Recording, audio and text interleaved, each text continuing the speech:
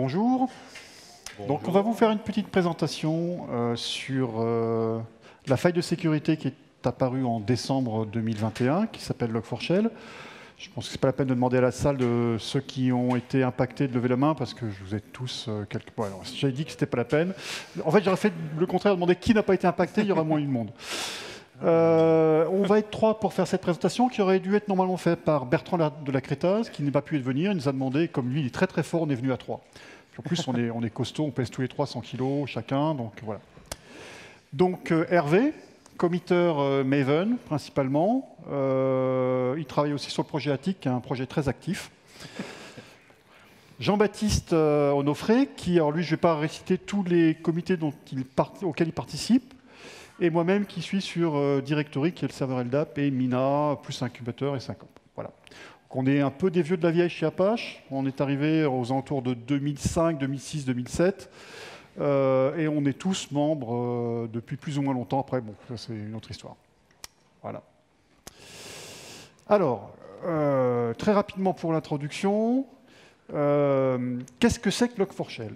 En fait, Log4Shell, c'est à la base une faille sur la librairie Log4j qui permet en fait d'exécuter du code sur un serveur. Le principe est simple, hein, vous avez un écran de login, vous tapez un nom, un mot de passe, vous faites Enter, ça va sur le système, on log le nom, pas le mot de passe, en termes de sécurité c'est pas top, et puis ce nom il contient une expression qui va être interprétée par le logger, et derrière le logger va chercher un morceau de code, l'exécuter. Donc ça a été considéré comme étant une faille de sécurité de niveau 10, c'est-à-dire le plus, il n'y a pas plus fort. Et ça a impacté pratiquement toutes les applications qui utilisaient du Java, puisque Log4j est pratiquement partout. Ça affecte le projet Log4j 2 et non pas Log4j 1. Log4j 2, c'est la version actuelle du logger. Et ce sont des attaques en fait, qui ont permis effectivement d'accéder très rapidement au système dès le jour où ça a été diffusé. Si vous avez été regarder les logs de votre serveur favori, vous aurez certainement vu des lignes de tentatives d'attaque qui ne sont pas forcément des tentatives d'attaque, mais parfois des personnes qui vont aller vérifier que votre serveur est vulnérable ou pas. Ensuite, il y a eu d'autres vulnérabilités, mais on les verra. Donc voilà, ça c'est le principe de Log4Shell.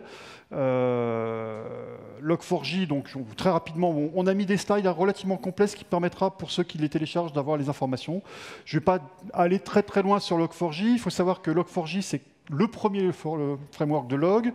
Certains m'ont dit oui non mais c'était en fait chez Java Sun que ça a été développé. Non, Log4j ça date en fait de 1996-97 où Shekigulku, alors je me prononce mal hein, mais il m'excusera, qui a travaillé dessus dans le cadre d'un projet européen qui s'appelait Demeter, je crois, ou non, Semper, pardon, et qui a été en fait utilisé par la Fondation Apache, qui a trouvé que c'était extrêmement intéressant comme outil. Donc, notamment sur le projet Avalon qui est mort, et ensuite ça a été intégré dans le Jakarta. C'est devenu un projet top level project, ce qu'on appelle top level project, c'est Apache Login. Et Shekigulku, en fait, est parti en 2005 et ça a été repris par différents autres membres qui ont décidé, en fait, de forquer, de recréer en fait, une nouvelle itération qui s'appelle Log4j 2.0, en partir de 2012. Donc il y a eu du temps entre le moment où Sheki est parti et le moment où on a fait un Log4j 2. Voilà, donc Log4j, je pense que c'est une présentation relativement succincte.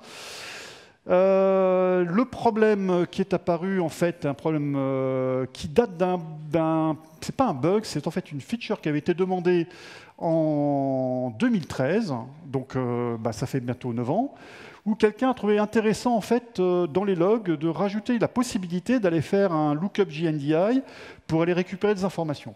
Le lookup JNDI en fait, permet d'aller interroger un serveur de directory et de récupérer par exemple un nom in extenso pour pouvoir afficher autre chose qu'un identifiant. Donc quelque part c'est une demande qui avait un sens fonctionnel hein, pour les personnes qui travaillent avec des frameworks relativement complexes, ça permettrait effectivement de savoir qui fait l'action. Et cette demande a été intégrée dans Log4j parce que finalement ça paraissait faire sens. OK. La question, c'est de savoir, est-ce que quelqu'un s'est posé la question de savoir si ça introduisait une faille de sécurité? À l'époque, personne n'y a pensé. Donc voilà, ça c'est la faille initiale. Alors, entre 2013 et 2021, Zéro information, zéro communication sur le fait que potentiellement il y avait une faille de sécurité.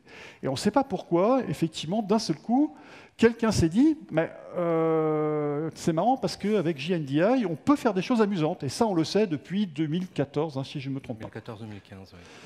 Donc, il y a eu 30 releases qui ont été faites sur Log4j 2 et aucune n'a supprimé cette fonctionnalité. Ce n'est pas le seul produit. Hein. Si vous utilisez une librairie qui s'appelle OJNL, il y a 4-5 ans, ça a été exactement le même problème avec exactement le même type de correction. Voilà. Et arrive novembre-décembre 2021, et là, d'un seul coup, quelqu'un s'aperçoit qu'effectivement peut déclencher de l'exécution de code non voulu sur un serveur. Et généralement, tant qu'à faire, puisque les gens font tourner leurs applications en mode route, hein, accéder à l'intégralité de la machine. Alors, première chose, ne faites jamais la chose suivante. Hein. Quand vous lancez un service, lancez-le avec un user spécifique et par route. Mais ça, c'est un aparté. Donc, grosso modo, vous pouvez effectivement vérifier sans problème avec une commande curl sur n'importe quelle machine que vous pouvez déclencher le code sur la machine cible, sachant que ce dont vous avez besoin, c'est juste mettre en place un faux serveur LDAP qui va retourner une classe Java sérialisée qui va être désérialisée sur la machine sur laquelle tourne Log4j et s'exécuter avec des privilèges associés. Donc voilà. Ça a été corrigé assez rapidement. Le problème, c'est que ça a fuité, donc ça a fait beaucoup de bruit. Et le temps que ça a fuité, entre le moment où ça a fuité et le moment où il y a eu une correction, il y a eu quelques hésitations. Et par la suite, il y a eu encore 3 autres failles de sécurité qui ont été trouvées, qui étaient moins graves parce qu'elles touchaient le même type de comportement, mais uniquement si vous aviez accès à la machine et notamment au log. Donc en fait, vous imaginez que si vous avez le premier bug de sécurité, vous pouvez en plus accéder au log et ensuite créer le deuxième, bon, peu importe. Donc les criticités sont moins importantes, elles sont classées 9, 5.9 et 6.6, elles ont toutes été corrigées, et puis depuis, en fait, il n'y a plus de problème, visiblement, en fait, la source de bug a été tarie. Alors, pourquoi on a eu ce problème-là? Pourquoi il a fallu tant de temps pour effectivement le détecter et le corriger? Première couche, Log4j. Donc il a fallu effectivement que quelqu'un propose de pouvoir faire un lookup JNDI. Alors déjà, ce n'est pas très fréquent. Vous n'avez pas envie dans une log de faire des requêtes JNDI parce que ça coûte excessivement cher. Le principe de la log, c'est que ça soit super light. Donc, usage peu fréquent. Deuxième chose, effectivement, il faut faire du JNDI. Ceux qui en font, ils n'aiment pas ça, et ceux qui n'en font pas, ils ont raison. Troisième chose, JNDI, ça permet d'accéder à LDAP. Alors là, encore une autre raison. Hein. Moi, je fais du LDAP pratiquement tous les jours. Je peux comprendre que ça puisse faire mal. Après, il faut juste avouer que, je vous rappelle, JNDI, c'était l'époque de Java E. C'est une autre époque. Ça paraît loin. Mais à l'époque, on en faisait sans LDAP. Et c'était des très bonnes idées. Vous aviez des jolis talks expliquant comment utiliser JNDI de façon très pertinente il y a 10 ans. Ça fait partie de Java 1.0, JNDI. Donc c'est vraiment, dès le départ, ça a été prévu, en fait. JNDI, comme je le disais, en fait de l'interpolation. C'est-à-dire qu'il récupère du code et il l'exécute. Et ça, c'est le principe de Java, c'est un langage dynamique. Vous pouvez très bien, effectivement, intelligemment, si je puis dire, augmenter votre application par l'injection de code. Et LDAP dispose d'une classe, d'une object class qui permet de décrire effectivement ce que vous pouvez intégrer comme classe Java à l'intérieur qui sera exécutable sur le serveur. Donc là, ça fait déjà 4 conditions complémentaires.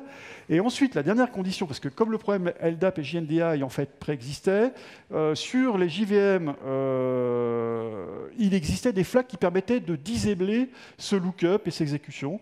Donc si les 5 conditions étaient réunies, vous pouviez avoir effectivement accès à votre machine à travers une requête et un serveur qui était extérieur. Bon, le problème, c'est qu'en fait, vous n'êtes pas obligé d'avoir la connaissance de ces 5 failles. Vous n'êtes pas obligé effectivement de savoir que votre JVM peut effectivement déclencher du code qui a été téléchargé sur un serveur LDAP. Donc finalement, c'est un petit peu logique qu'on arrive à ce niveau de criticité. Les conséquences, c'est qu'il a fallu effectivement corriger en urgence, Log4j étant effectivement extrêmement répandu. Et c'était à la fin de l'année, donc généralement les gens préparent plus leurs vacances de Noël, etc. Et ça a eu effectivement la conséquence pour ceux qui ont travaillé dessus d'y passer quelques mauvaises nuits et quelques mauvaises journées. Je crois qu'ils ont bossé pratiquement une semaine non-stop, sachant que ce sont des volontaires. Ils ne sont pas payés pour faire ça. Et ils l'ont fait. Donc je tire mon chapeau à ces personnes-là. Voilà. C'est une expérience qui était effectivement intéressante pour les gens d'Apache et pour tout le monde. C'est pour ça qu'on en parle. Parce que, effectivement, si vous travaillez sur du logiciel, vous serez un jour ou l'autre appelé à vivre ce genre de choses.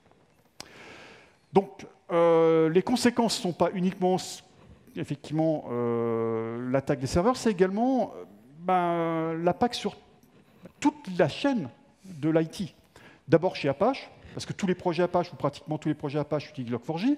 Donc nous, quand on les a vus, moi je ne travaille pas sur Log4j, mais sur Directory, sur Mina, on l'utilise Log4j. Donc la première chose à faire, c'est lister les composants qui l'utilisent, et ensuite essayer de trouver une façon de corriger, donc faire des releases. Et quand on connaît le processus de release chez Apache, c'est extrêmement lourd. Je ne parle même pas sur Jean-Baptiste qui, lui, travaille sur 20 projets. Je pense qu'en fait, on a tous bossé chez Apache sur énormément, effectivement, de corrections. Y compris des updates qui étaient non nécessaires. C'est-à-dire que des projets Apache qui utilisaient Log4j1, il faut absolument passer à Log4j2 alors que ce n'était pas impacté. Mais pour tout le monde, il y a eu tellement de bruit que même des projets qui n'étaient pas du tout impactés, je pense à ActiveMQ par exemple, on a été obligé, plus ou moins pour calmer tout le monde, d'upgrader en Log4j2. Ou des plugins Maven. Ou des plugins. Oui, c'est pas aussi. Alors, le deuxième impact... Tout le monde s'en fout au build time, mais bon. Mais il est plus facile de leur dire oui, oui. C'est ça, exactement. Puis on est des gentils. Alors, le deuxième impact, puisque finalement, on travaille sur des projets qui sont soit des projets end-user, soit des librairies, ce sont sur les projets utilisateurs. Tous ceux d'entre vous, ou tous ceux au niveau de la planète, qui utilisent nos projets Apache, finalement, sont impactés. Parce que nous, on est impactés, donc eux, ils sont impactés. Quand je livre Mina, c'est une librairie NIO. Bon, heureusement, on ne livre pas Log4j à l'intérieur, on utilise SLF4j. Mais sur les mailing lists, on a quand même vu arriver « j'utilise Mina, est-ce qu'on est impacté ?» Bon, heureusement non. Sur Directory, ce n'est pas la même histoire. On a effectivement Log4j dans un certain cas de figure. Donc, les clients, les utilisateurs ont besoin effectivement d'avoir une release qui ne contienne pas cette vulnérabilité. D'où pour nous, effectivement, suite aux releases, pour que nos utilisateurs ne soient pas impactés. Ensuite, il y a l'impact des utilisateurs, des produits qui eux-mêmes intègrent les produits Apache. Donc on est au 3e niveau. Vous êtes responsable IT, vous achetez un composant, un logiciel chez c'est une société qui elle-même utilise une librairie Apache, le client il est impacté. Donc il va appeler son fournisseur qui va nous appeler. Et moi, ça m'est arrivé pour mes clients le vendredi soir qui m'ont appelé en disant qu'est-ce qu'on peut faire ? On a votre produit qui utilise la librairie machin, etc. Donc il a fallu qu'on les rassure, qu'on leur dise voilà, non c'est bon, le produit il est tellement vieux qu'en fait il n'y a pas de problème, on utilise Log4j1, donc vous êtes tranquille. Mais ils avaient besoin d'être rassurés parce que ça a été la panique dans toutes les entreprises. J'ai fait un tour des tous les. Sauf quand la panique Log4j2 est arrivée sur Log4j1, puisque évidemment, comme tu disais, dans l'excitation, il y a eu toute une série de nouvelles CVE plus ou moins légitimes, mais le bruit était lancé. C'est la curée. Sans parler des mails qu'on a reçus sur les mailing Apache qui nous disent voilà, moi je suis responsable sécurité de tous les hôpitaux de l'ouest des États-Unis. Merci de répondre à toutes ces questions. Et on a une série de questions. Alors, on le répond parce que ce n'est pas à nous de faire, mais quand même il faut qu'on le fasse. Et après, on parle encore d'autres impacts, les impacts récursifs qu'on appelle transitifs. Quand vous tirez un composant, le composant, il ne vous dit pas forcément qu'il y a effectivement Log4j. Mais en fait, ce composant, il va utiliser une librairie qui elle-même utilise une librairie qui elle-même utilise Log4j. Et ça, si vous n'avez aucun moyen de le savoir, avec Maven, c'est facile, vous tirez la liste des dépendances transitives, et là, vous les avez toutes. Mais ce n'est pas évident. Parce que si jamais, effectivement, vous n'avez pas le POM, si on vous livre un exécutable ou en fait, un jar, ça devient compliqué. Donc ça, l'impact, il peut être assez loin dans la chaîne complète. Et puis, l'impact sur l'écosystème, il est assez évident parce qu'en fait, chez Apache, on a été, en général, au niveau du board, très très rapidement mis au courant. Et ensuite, il faut réagir, répondre aux requêtes de la presse, des grosses sociétés qui disent « Mais attendez, c'est votre composant, vous êtes Apache, il faut nous dire comment vous allez réagir au problème. » Voilà. Donc les corrections ont été apportées très rapidement. Il y a d'abord eu effectivement un éclaircissement sur les limites de la faille. C'est-à-dire, grosso modo, si vous utilisez Java telle version, vous n'avez pas de problème. Si vous mettez le flag sur la JVM qui interdit le lookup GNDI, vous n'aurez pas de problème. Si vous utilisez Log4j, enfin bon, tout ce qui est assessment pour dire vous êtes bon si vous faites ça, sinon il va falloir que vous attendiez la release. Il y a eu des backports qui ont été faites sur les anciennes versions de Java. Aujourd'hui, sur la Java 8, on est end of life, pratiquement, je crois qu'encore 5 jours. C'est fin avril. Non, Java 8, non, mais je parle non version non payante. Mais toujours est-il que sur Java 6 et Java 7, il y a toujours des entreprises qui l'utilisent. Je ne suis même pas sûr qu'il n'y ait pas des entreprises qui utilisent des versions antérieures. Donc il a fallu backporter. Est-ce qu'il y a des gens qui utilisent encore Java 6 ? Oui, voilà, il y en a 4. Et c'est tout à fait raisonnable. Hein. Il y a un principe qui dit quand ça marche, on ne corrige pas. Bon, j'ai entendu parler de Windows 95 qui tournait à la mairie à l'aéroport d'Orly pour gérer la météo. Sur les centrales nucléaires, je ne vous parle même pas. Hein. C'est pas important la météo pour. C'est vrai, tu as raison. Dans un aéroport, ça sert à rien. Voilà. Et ensuite, il s'est posé la question de savoir, est-ce qu'on va faire revivre Log4j 1 Et donc, il y a une discussion au sein de PMC. On dit, non, finalement, c'est trop vieux, on laisse tomber, c'est mort. Et ça a été reforké par Sheki, qui a dit, non, moi, on dit Jakey, en fait. Je lance un reload 4j qui est, en fait, hors de la fondation Apache, mais qui corrige les problèmes potentiels de Log4j 1. Donc, c'est l'avantage de l'open source, c'est qu'on peut forker. Et moi, je trouve ça très bien. Jeki fait un très, très bon boulot. Au moins, il a l'avantage de connaître le code par cœur, donc c'est parfait. Chez tous les utilisateurs, par contre, et j'ai fait encore une fois le tour de tous les équipes au salon, les stands de ceux qui présentent effectivement, qui ont des solutions cloud, etc. C'était un peu, effectivement, un peu lourd, quoi. Il y en a qui ont passé 2 semaines déjà à se faire l'assessment, ensuite corriger, etc. Donc, c'est vraiment une modification excessivement lourde. Voilà. Donc typiquement là, on vous a mis les releases à utiliser. Aujourd'hui, on est en 2.17.1 pour Java 8 et plus les 2 autres versions de 3.2, 2.12.4. C'est juste pour information. 2.17.2 la toute dernière. En plus, il y en a encore d'autres qui viennent d'arriver. Voilà, ça change tous les jours. Donc ça veut dire qu'il faut que vous suiviez également effectivement les pages de sécurité. Ça, en tant qu'utilisateur, c'est un petit peu une contrainte, mais si vous ne le faites pas, apprenez à le faire. Voilà, je vais laisser la main à mon camarade Jean-Baptiste. J'ai trop parlé, ça fait... On est 2 ans de remote. Pour bien comprendre l'aspect sécurité, on va voir un peu chez Apache comment on gère ces aspects sécurité, le process qu'on utilise. Et quelques mots déjà sur l'ASF, l'Apache Software Foundation. Donc c'est une organisation non-profit. Je vous ai mis les derniers chiffres qu'on a mis à jour il y a peu de temps, puisqu'on a eu des nouveaux membres dernièrement. Donc voilà, pour vous donner une idée, on a quand même un certain nombre de projets, un certain nombre de contributeurs. Donc il faut gérer tout ça. En termes d'organisation, on distingue 2 types de personas chez Apache. On a les gens du projet et les gens de la fondation, qui sont souvent... on a des personnes des 2 côtés. Côté projet, on a notamment 2 types de personnes. Les PMC, donc les membres du Project Management Committee, et les committeurs. Ces gens sont très importants, notamment pour la sécurité. On va le voir tout à l'heure, notamment les PMC. Le projet est en autonomie et reporte au board tous les trimestres. Et le board, au niveau de la fondation, est élu par des membres. Et les nouveaux membres sont également élus par les membres existants. Donc tout cet écosystème fait que ça fonctionne. Tout ça pour vous dire que ce n'est pas l'anarchie. Il y a du monde, c'est structuré. Il y a une organisation qui peut paraître un peu rigide par moment, mais qui fait que ça marche. Notamment les PMC. Déjà, première chose, Emmanuel l'a dit, on est tous volontaires. Donc c'est une organisation qui est basée sur le volontariat. On n'est pas payé directement pour travailler sur Apache. Donc on fait ça les soirs quand on ne sait pas quoi faire, ou les journées quand on n'a pas d'autre chose à faire. Dans un projet, il faut savoir que le projet est en complète autonomie, comme je l'ai dit. C'est-à-dire le board n'intervient jamais sur un projet, sauf s'il a une raison de le faire. Donc les projets sont en autonomie et sont gérés par les PMC. Donc les PMC votent les nouveaux PMC et les committeurs, mais surtout, ils votent les releases. Et ça, c'est important parce qu'il faut 3 votes de PMC, qu'on appelle binding vote, pour qu'une release soit effective chez Apache. D'où ce que disait Emmanuel tout à l'heure, faire une release, c'est pas anodin. Ça peut prendre du temps, ça peut prendre un certain temps s'il y a des votes qui sont 0 ou -1, parce que pour diverses raisons. Et ça peut impacter sur l'aspect sécurité.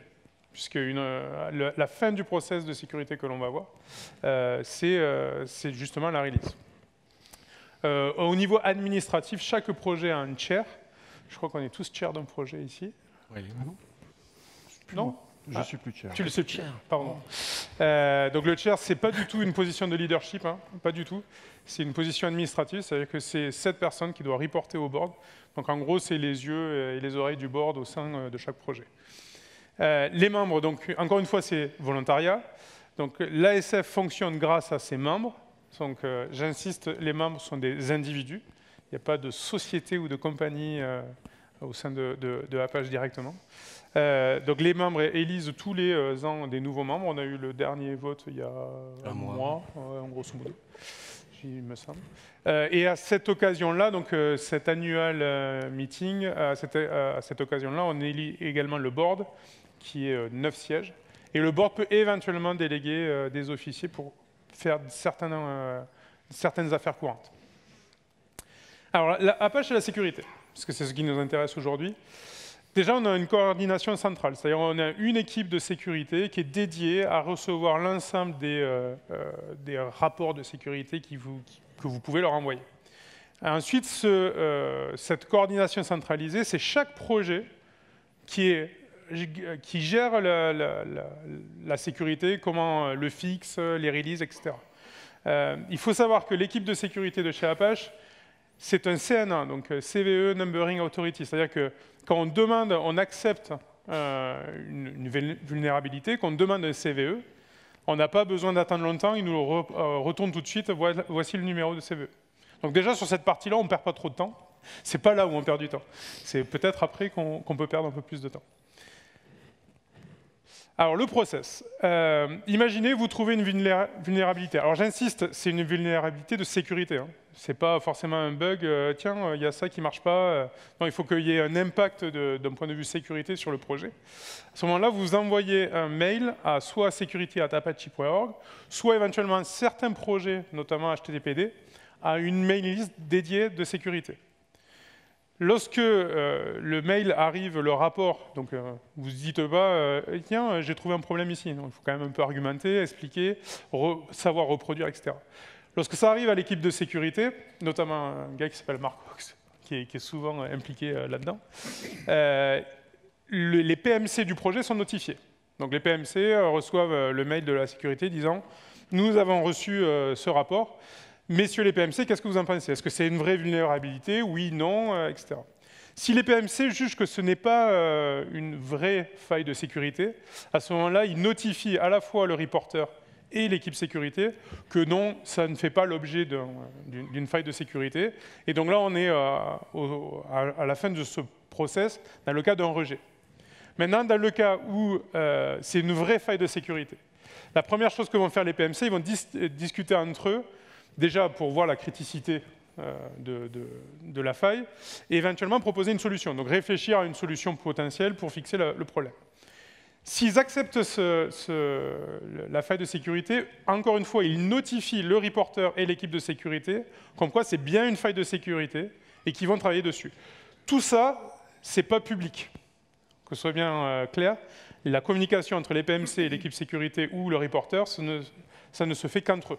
Il n'y a rien de public. Parce que si c'est une vraie faille de sécurité, quand on annonce tout ça publiquement, c'est pas bon. Oui. Je vais juste intervenir rapidement pour dire qu'il est extrêmement important, effectivement, pour le PMC, de prévenir le reporter de façon à ce qu'il ne se dise pas « Ah, mais c'est rentré dans un trou noir, donc je vais alerter la presse ».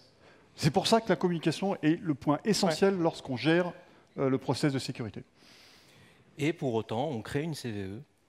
Donc il y a bien une CVE qui est éditée chez Apache. Ouais. Quelque part. Qui n'est pas encore public d'ailleurs, non plus. Donc, le fait que la CVE existe, il y a un numéro. Ouais, c'est ça. Vous ne savez rien de plus. Donc, on reporte pour informer le reporter, oui, c'est bon, on sait qu'il y a un problème, on va fixer, etc. Et là, on passe, donc on a accepté la faille le report, et on passe à l'étape suivante, qui est cette fois, il va falloir sortir les doigts et faire la correction. Donc on fait la correction, ça, alors, idem, on ne va pas faire un Jira ou un GitHub issue pour expliquer qu'on a un problème de sécurité. Sinon, c'est un peu moyen, on va dire à tout le monde qu'est-ce qui se passe.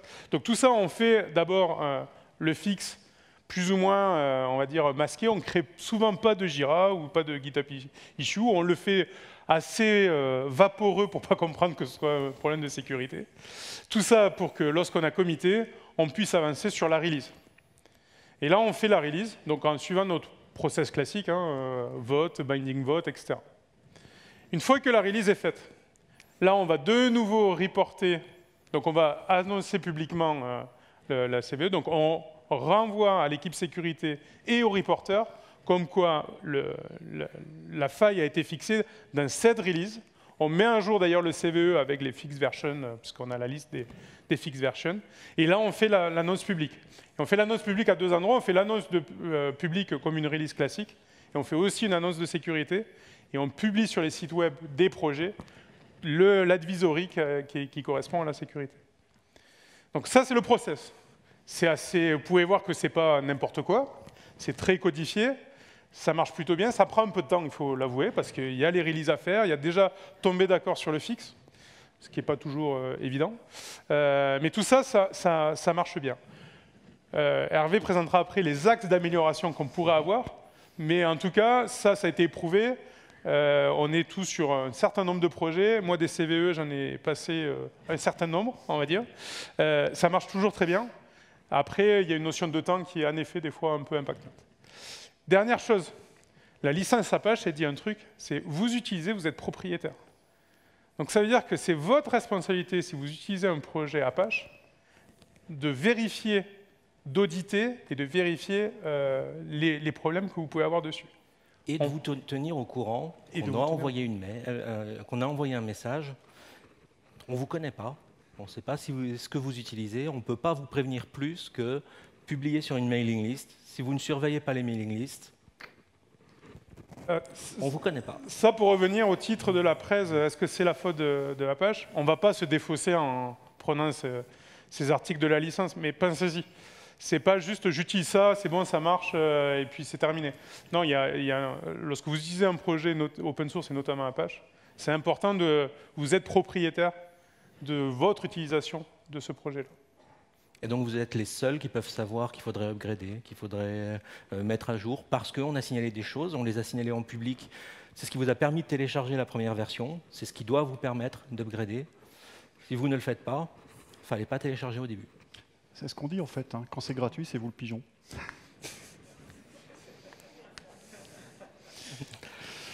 C'est bien résumé. Et donc, qu'est-ce qu'on peut améliorer? Parce que, bon, ok, on a remis les bases, parce que quoi qu'il arrive, il va falloir que chacun améliore sa partie. Et qu'est-ce qu'on va pouvoir faire pour améliorer tout ce process? C'est que suite à Log4Shell, le prochain Log4Shell qui arrivera, parce que Log4Shell, si on reprend le début, ça s'appelle « Rien n'est parfait ». Donc ça arrivera à nouveau. Rêvez pas. À moins que vous vouliez nous aider à faire des logiciels parfaits, venez, essayez. Mais bon, jusque-là, tous ceux qui ont essayé n'ont pas réussi à faire des logiciels parfaits. Donc de toute façon, qu'est-ce qu'on peut faire pour éviter la crise, pour mieux gérer ce genre de crise qu'on a eu? Alors, première chose, améliorer la qualité, forcément, hein, puisqu'on voit bien que c'est des problèmes de qualité. Donc la qualité, ça s'améliore, hein, évidemment. On a des outils de qualité. Tous les éditeurs donnent des licences gratuites, on a des rapports, on les a suivis. Évidemment, on peut regarder plus d'outils, on peut committer plus de choses qui sont proposées par les outils qui se proposent d'améliorer les éléments de qualité ou de sécurité. N'hésitez pas, si vous voyez un rapport pertinent de vos outils à vous, à faire des contributions, soit par des outils automatiques, soit par, si vous-même vous voyez des choses, on a besoin de vous, c'est comme ça que l'open source fonctionne, c'est quand vous voyez que c'est la conjonction des efforts de chacun qui va faire que globalement la qualité globale va s'améliorer. Maintenant, une des grandes idées qui a été donnée, forcément les projets critiques, il faudrait qu'ils soient encore mieux, quoi. Qu'est-ce que vous appelez un projet critique? Comment vous allez mesurer un projet critique? Comment vous allez, à un moment, vous avez fait un projet sur GitHub en tant qu'individu, il est très utilisé, il devient critique. Qui va, à un moment, vous dire tant que ton projet, c'était ton projet, mais maintenant, il est critique. Donc maintenant, il va falloir quand même que tu travailles plus. Puis il faut améliorer la qualité. Alors la qualité, on la mesure comment? Qui va contrôler quoi? quels sont les moyens qu'on va se mettre, ne serait-ce que pour contrôler, je ne dis même pas encore pour améliorer. Donc cette histoire de trouver les projets critiques et donc augmenter les exigences sur les projets critiques, bon, c'est une jolie idée théorique.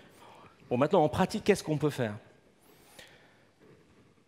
Vous utilisez des logiciels open source au travail, n'hésitez pas à lancer des audits, n'hésitez pas à payer des professionnels qui vont regarder le contenu et qui vont faire une analyse critique du code et qui vont nous remonter les problèmes et s'ils peuvent remonter des solutions, des propositions d'amélioration, ce serait encore mieux. Mais c'est vraiment quelque chose que vous pouvez faire et c'est comme ça que vous allez pouvoir améliorer, que chacun va pouvoir améliorer les choses. Ces exigences de qualité, en fait, c'est à chacun d'aider à améliorer pour bénéficier des améliorations des autres et soi-même rajouter une brique à l'édifice. Un autre aspect classique dont on entend parler constamment, donc avec un fameux schéma qui a été détourné pour Log4Shell, mais un fameux schéma qui existe depuis très longtemps sur qui maintient les logiciels que vous utilisez, des gens qui ne sont pas payés, qui sont un peu n'importe où. Bon, il faudrait qu'on augmente les moyens. Comment augmenter les moyens? Bon, la diversité des projets open source fait qu'il n'y a pas de réponse unique.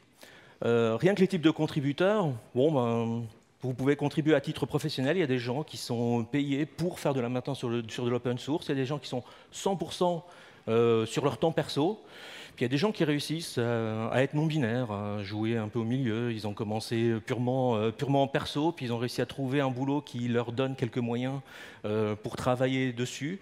Et donc la limite entre l'investissement pro et perso, en fait, est relativement variable et relativement variable selon les individus. Les projets eux-mêmes, des fois, vous avez des petits projets d'un étudiant, des fois très brillant, qui pendant qu'il est en train de faire une thèse à l'université, il fait ça sur son travail de thésard. Puis quand il a fini, qu'est-ce que ça devient? C'est marrant, il cherche de l'argent. Après, il y a des projets qui sont dans des fondations. Donc, est-ce que l'argent devrait aller aux fondations? Et puis il y a de l'open source aussi qui est piloté par des entreprises qui sont une version open source et puis une version business. Donc, comment, dans toute cette diversité des projets, diriger les moyens, ce n'est pas forcément quelque chose de facile. Dans le contexte de la fondation Apache, par exemple, l'argent, si vous nous donnez de l'argent, ça va dans l'infrastructure, ça va dans la relation presse, ça ne va pas dans les projets en eux-mêmes pour travailler sur le code, parce qu'en tant qu'association donc à but non lucratif, on ne fait pas de concurrence déloyale aux éditeurs en place. Donc, il n'y a aucun argent qui est donné, qui est redistribué aux contributeurs. La contribution, elle est purement libre. L'argent sert à maintenir l'infrastructure, à maintenir les moyens qui vont permettre qu'on fasse du logiciel. D'ailleurs, une très bonne forme de sponsoring, si vous voulez absolument aider la fondation, c'est plutôt d'avoir des équipes chez vous qui ont un certain temps dédié à la contribution sur des projets open source et notamment Apache. Et donc c'est là où la contribution, alors rien que contribuer de façon occasionnelle, c'est déjà là pour le coup nous aider vraiment. C'est pas de l'argent direct, c'est de l'argent indirect. Et éventuellement, à plus long terme, plus vous contribuerez, plus vous pourrez devenir carrément mainteneur de projets comme nous, où là on a une vraie implication au long terme pour faire la vie des projets. Donc pensez-y. Si vous utilisez de l'open source, si c'est important dans les applications que vous faites, utilisez du temps de travail pour contribuer. Alors ça commence par faire des bug reports de qualité, ça commence par corriger des petits détails, par remonter précisément un petit cas qui montre le problème, pas caché dans votre application qui fait 500 000 lignes de code, mais dans un petit projet reproductible. Et c'est comme ça que aussi, si vous travaillez, si vous améliorez les logiciels, partagez. C'est ça, donner des moyens à l'open source, ce n'est pas forcément donner de l'argent de l'entreprise, c'est l'entreprise peut investir du temps, et le temps, pour nous, c'est bien la valeur dont on a besoin pour maintenir les logiciels. D'ailleurs, on discutait tout à l'heure avec Hervé et Emmanuel, pour être notifié lorsque vous avez une faille de sécurité. Si vous êtes PMC, vous le saurez tout de suite. Donc c'est aussi... Ça, c'est un des bénéfices, effectivement. C'est un des gros bénéfices. C'est-à-dire que les PMC de Log4j, ils l'ont su tout de suite. Ils n'ont pas attendu longtemps. Et quand on est membre, on peut être sur la liste security et savoir ce qui se passe. L'autre aspect, comment aller plus vite? Alors, au niveau du projet, On a vu avec Log4Shell qu'il y a toute une balance entre aller vite et corriger ce qu'on peut dans le temps imparti, puis après se rendre compte qu'il y a d'autres choses et approfondir. Donc il y a toute une balance par rapport à la pression qui est mise. S'il y a une 0D, si là, ça commence à fuiter, s'il commence à y avoir des attaques. Donc on est obligé de jouer avec le temps, mais l'expérience a prouvé que ça ne marche pas trop mal d'un point de vue du projet sur la rapidité à proposer quelque chose. La difficulté, elle est plus au niveau des utilisateurs, parce qu'ils sont beaucoup plus nombreux. Alors, et puis, il y a bien la question de la réponse immédiate. Donc on a certains projets qui ont des listes spécifiques pour annoncer à leurs utilisateurs privilégiés en avance de phase qu'il y a une vulnérabilité qu'il va falloir corriger pour éviter le phénomène d'être sous l'eau dès que la vulnérabilité est publique. La difficulté, c'est que ce n'est pas forcément facile à généraliser. Ça marche bien sur les projets qui ont l'habitude d'avoir des vulnérabilités parce que c'est des serveurs très connus. Un Log4j où personne ne s'attendait à ce que ça ait la moindre vulnérabilité, ça n'en a jamais eu. C'est qui les utilisateurs privilégiés de Log4j? C'est quelque chose qui n'existe pas. Et ça, si vous y réfléchissez, bon, ce n'est pas forcément facile d'avoir une annonce en amont. Et donc, le mieux, c'est de participer au projet, parce que là, au moins, vous saurez tout ce qui se passe. Donc, concrètement, pour réagir plus vite, pour être plus efficace la prochaine fois que ce genre de choses arrive, le mieux, c'est de se préparer en sachant ce qu'on utilise. Tous les développeurs, déjà à l'intérieur d'une équipe, ne savent pas ce qui est les dépendances directes et les dépendances transitives. Imaginez le management, imaginez la sécurité. C'est quelque chose, il faut savoir, il faut que ça devienne un phénomène connu au sein des entreprises, quels sont les projets qui sont utilisés. Et surveiller les news. Sur ce point de maîtriser, donc le gros prérequis, la grosse amélioration qu'on doit absolument lancer suite à Log4Shell, c'est bénéficier d'inventaire. Il y a des projets qui y travaillent, il y a des formats qui y travaillent. Il y a un projet particulier, CycloneDX, qui a été donné à la fondation OWASP l'année dernière, qui s'intéresse à définir un format d'inventaire des composants pour que tout le monde bénéficie de l'inventaire, tout le monde travaille autour de la notion d'inventaire, et il fournit aussi des outils open source pour pouvoir fabriquer des inventaires. Parce que l'inventaire, c'est la base sur laquelle on va pouvoir rajouter des notions de vulnérabilité, des notions de licence, des notions d'utilisation dans l'entreprise, des notions d'intérêt, des notions de qu'est-ce qui est critique pour vous. Et donc, c'est quelque chose, CycloneDX, c'est quelque chose qui est utilisé de plus en plus par les éditeurs, à la fois en import et en export. Et donc, concrètement, d'un point de vue producteur, il va falloir que tout le monde produise des inventaires.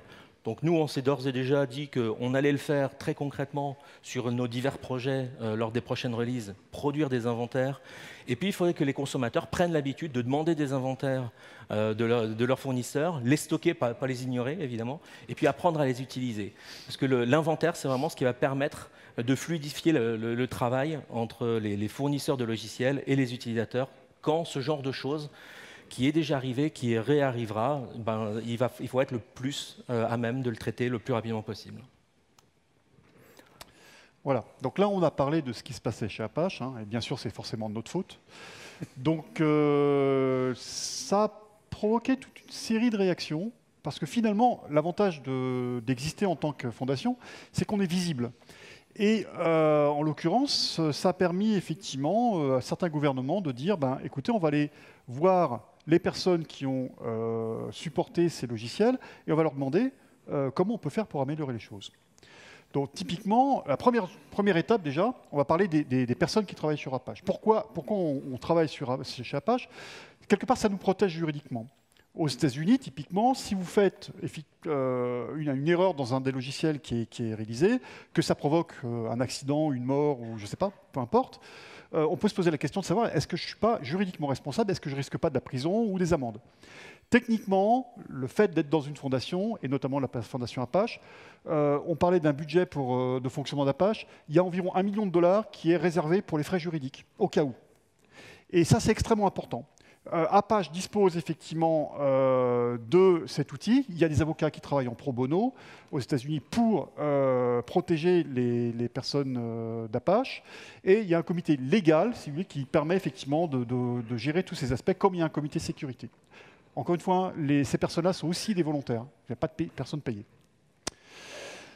La licence Apache précise bien que, effectivement, Le logiciel n'offre aucune garantie. Donc ça, encore une fois, hein, si vous l'utilisez, c'est votre responsabilité. Et c'est très important, hein, parce que ça veut dire que vous êtes vous-même responsable de ce que vous faites avec le logiciel. Et c'est bien grâce à cela que les avocats pro bono qui travaillent sur ce genre de cas, bon, ben, voilà, ils ont un fondement juridique. Bon, après, par contre, il faut le vendre. Après, le problème, c'est que les protections juridiques telles qu'elles sont indiquées, les licences, etc., ne sont solides que jusqu'à mesure où elles arrivent devant un juge. Ça, c'est autre chose. Mais bon, peu importe. Deuxième point, il est indiqué ici en rouge que la Fondation fournit un moyen pour les volontaires d'être protégés des procès qui pourraient effectivement attaquer les projets open source. Donc tout ça, c'est clair. De ce point de vue-là, les individus sont clairement protégés. Deuxième point, donc on parlait effectivement d'avoir été convoqué, si je puis dire, par le Sénat et par le Congrès américain. Non, je crois que c'est que le Sénat américain, où quelqu'un d'Apache est venu pendant 4 heures répondre aux questions qui n'étaient pas des questions inquisitives, mais plutôt des questions de comment ça s'est fait, pourquoi il y a eu, qu'est-ce qu'on pourrait faire pour améliorer. Là, ce sont des questions qui ont été posées cette fois-ci par des membres de la communauté européenne, dans le cadre de réunions qui ont eu lieu, toujours à direction de Apache. Et grosso modo, en fait, ils se posent la question, est-ce qu'il y a des processus qui existent chez Apache? Alors, on vous a montré que oui, il y a des processus pour corriger les problèmes, et peut-être un petit peu pour les identifier en amont. Comment vous gérez la maintenance, cette suivi? Bon, ça, on a essayé de vous les expliquer. Est-ce qu'il y a des initiatives qui permettraient d'éviter ce genre de problème? Et c'est là où on rentre quand même dans le flou. Parce que, effectivement, les initiatives, ça serait quoi? Ça serait de rajouter des SBOM, mais le SBOM, ça vous donne juste une indication. Ça ne permet pas, effectivement, d'éviter que les problèmes surviennent. Voilà. Donc les gouvernements, en fait, quelque part, sont un peu embêtés parce qu'ils savent pertinemment aujourd'hui qu'ils utilisent, et tout le monde utilise l'open source de façon massive, et qu'il est essentiel maintenant qu'on puisse effectivement commencer à répondre à la question comment faire pour que ça marche mieux. Ça ne date pas d'hier. Hein. OpenSSL, Heartbleed, les mêmes questions s'étaient posées sur le même terme. Financement, support, etc.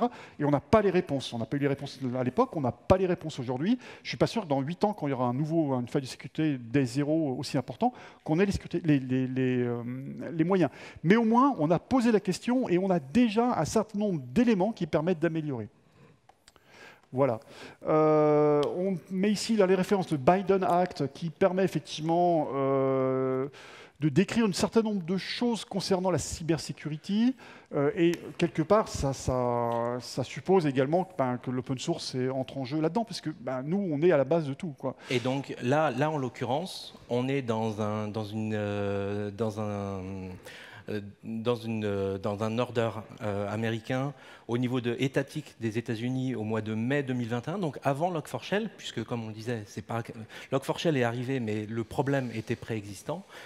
Et dès mai 2021, il y a une loi Biden qui exige de faire un bill of material pour toute personne qui fait un contrat avec l'État américain.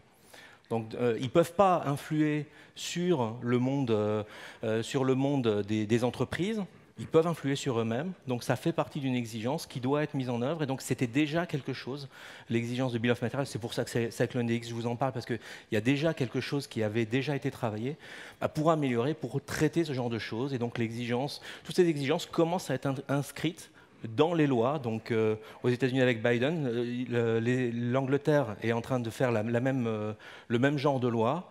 Et tout le travail Data Act. Data Act qui est en train d'être finalisé, discuté à la Commission en ce moment. Alors, qui est plus large que ça, hein, mais qui inclut la partie open source et sécurité. Ça n'impactera pas les développeurs de ces logiciels-là. Ça impactera les utilisateurs de ces logiciels qui vendent leurs solutions aux États, en l'occurrence. Parce que s'il y a bien une chose qui a été établie, c'est que c'est dans la relation entre les deux que la solution se trouve. C'est ni l'un ni l'autre. Il faut établir une relation pour que cette relation marche mieux et que ce ne soit pas quelque chose qui soit oublié dans la gestion justement de la consommation et donc de suivre ce qu'on a pu utiliser. Je crois que c'est le dernier slide. C'est le dernier slide. Voilà, donc on a mis quelques références, mais courtes. En conclusion, en fait, ce qu'on pourrait dire, c'est que vous êtes acteur aussi du système d'information, donc aidez-nous, participez les projets open source. Log4j, à l'époque, c'est 2 ou 3 personnes. Ni plus, ni moins. Ah oui, ça c'est ultra important. Des fois, il y a de la spéculation sur les projets Apache, notamment, où les gens croient qu'il y a des centaines de personnes dans les projets Apache. C'est faux. C'est vraiment... Dans les projets Apache, moi je suis sur une vingtaine, on est par projet, de vraiment actifs quotidiennement, une dizaine, 10-15 personnes. Donc toute aide est la bienvenue. C'est passionnant en plus, hein, mais en plus c'est utile. Donc bienvenue. Voilà. On a 10 secondes pour des questions.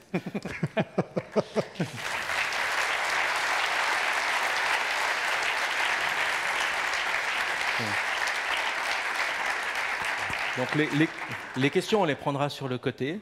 Je vous invite à venir chercher un t-shirt, justement, quelle est votre excuse pour ne pas gérer vos composants open source à notre stand. Le mot de passe, ce sera Log4Shell, histoire que vous ayez une chance de trouver des t-shirts avant que tout le monde se soit la razzia. Merci à tous. Merci.